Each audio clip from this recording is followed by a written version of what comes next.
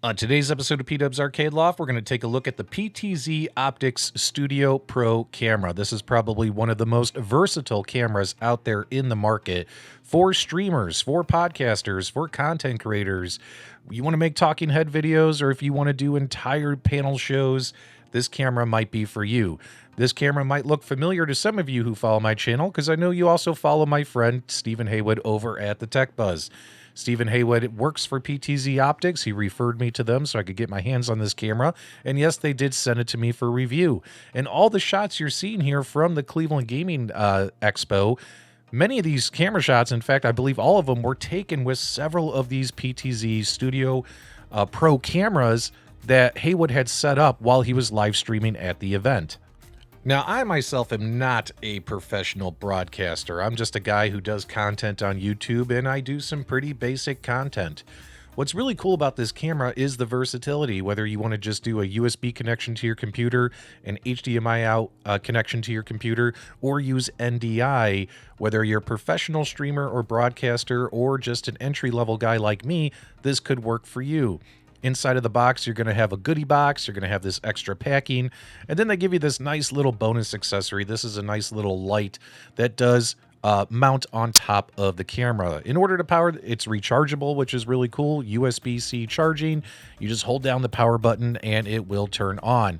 And what's really cool is all the different light adjustment settings. So if you wanted to use this as part of your lighting setup, you could adjust the dim so you can make it as bright as it can go, or it can go all the way down to the lowest setting, as well as the color or contrast. It can be yellow or more white, or a mixture of both, depending on how you want things to look. Now, the camera itself is very heavy. What I have experienced, because I have owned and used this camera for the last several months on my live streams, is this camera is very heavy, very well made of quality components and parts. So when it comes to some cheap like tripods or things that you have on your desk to try and mount this camera, you're definitely going to need something that's workable. It does have a portrait mode and landscape switcher on the back, which is awesome. So maybe when it comes to shooting pinball machines, I could flip this to portrait mode, capture it a little bit better. As you saw on the back there, we had our Ethernet connection, we had our HDMI connections, we have our USB-C, USB-A connections, multiple options on the bottom for mounting this on tripods and things like that.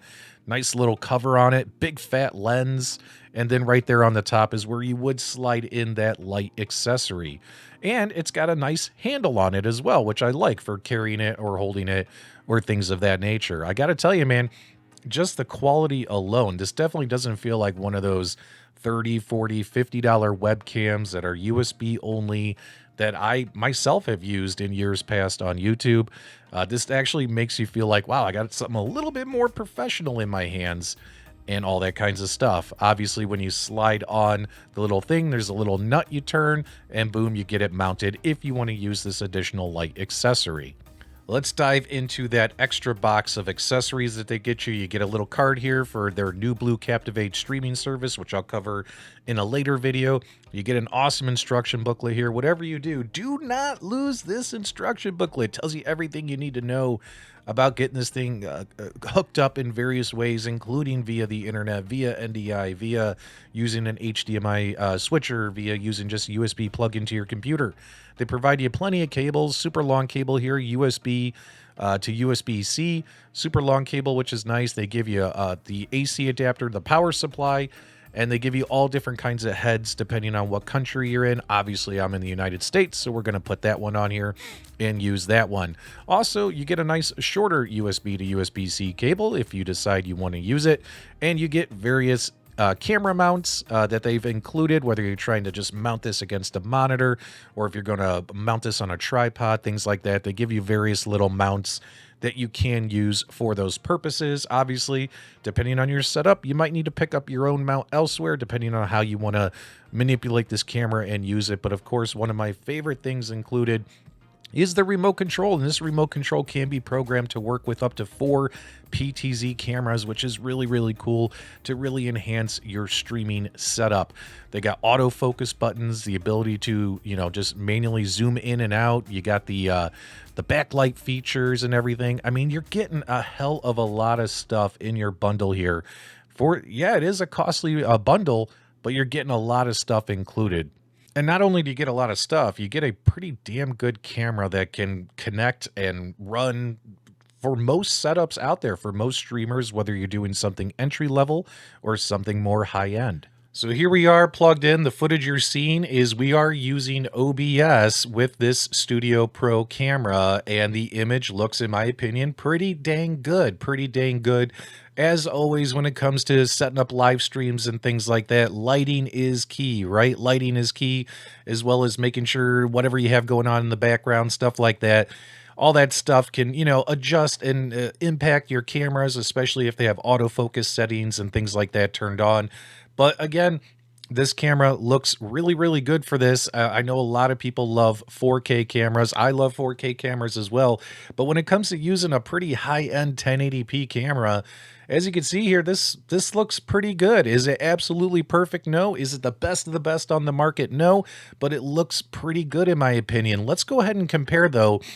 Using OBS, it looks great. But how about those other popular online-based streaming services such as Streamyard and Restream? How does this camera work with those? As you can see here, I'm logged into my Streamyard account and I'm recording via Streamyard. You'll notice that the image quality has gone down just a little bit from using OBS. The color rate and everything, just using the default setup. Yes, you can use the remote to adjust your settings and try and make it a little bit better. But although this camera is plug and play with Streamyard, I believe Streamyard, even if you're using the Pro version, which I am right now at this minute, and it does offer, if you're using Pro, the ability to live stream or record footage in 1080p, whereas the basic subscriptions do not. I think those cap out at 720p. As you can see here, it's probably only going at about 30 frames per second versus OBS, where we can record at a clean 60, as well as the image quality using their servers and everything going this way, unfortunately, isn't as good as using this camera with OBS. Okay, now we've popped over into the Restream. I've logged into my Restream account, and Restream is another popular streaming service, just like StreamYard when it comes to podcasting and just doing live stream discussions, panel discussions on YouTube and other platforms. And as you can see, visually, the colors and everything look better, and they usually always do on Restream versus StreamYard, just plug and play without tinkering with any settings. Everything, the backgrounds and stuff, look a little bit clearer. But just like StreamYard, Restream caps you even with the Pro version or the premium version of whatever account, which I'm using right now that I pay for, caps you at 1080p 30 frames per second at the most. So again,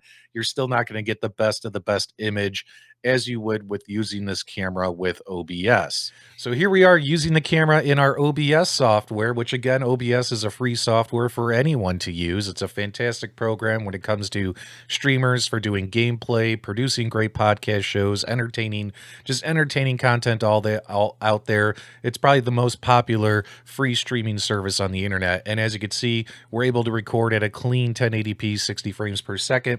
And the image and my movements, everything looks great. You don't see any hiccups in frames. The background, everything looks super clean. So if I was to use this camera, I would highly recommend using it with OBS, although it is easily compatible with those other online streaming software programs. As we wrap up here, let's show you some of the cool features that come with having this remote control. So for instance, being able to have this zoom. I mean, let's go ahead and zoom in on Wayne's World here. You'll probably see the dog hair. I mean, take a look at the zoom, and once it zooms in, it auto focuses. Oh man, doesn't it suck having dogs and cats and all that always showing up on my clothes and in my streams?